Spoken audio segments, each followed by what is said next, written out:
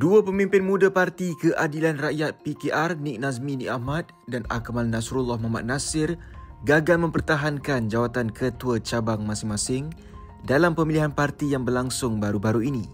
Di Setiawangsa, Nik Nazmi yang juga Menteri Sumber Asli dan Kelestarian Alam tewas kepada pelakon dan pengarah Afdlin Shauki.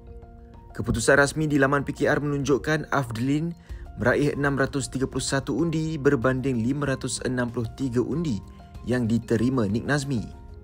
Sebanyak 1,207 undi dikeluarkan daripada 1,640 ahli yang layak mengundi. Sementara itu, Ahli Parlimen Johor Bahru, Akmal Nasrullah Muhammad Nasir turut kecundang dalam saingan merebut jawatan Ketua Cabang PKR Johor Bahru.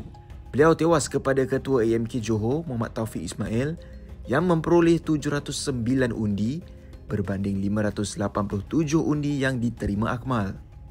Kekalahan kedua-dua pemimpin ini mengejutkan banyak pihak kerana mereka sering dilihat sebagai antara wajah muda utama dalam barisan kepimpinan PKR.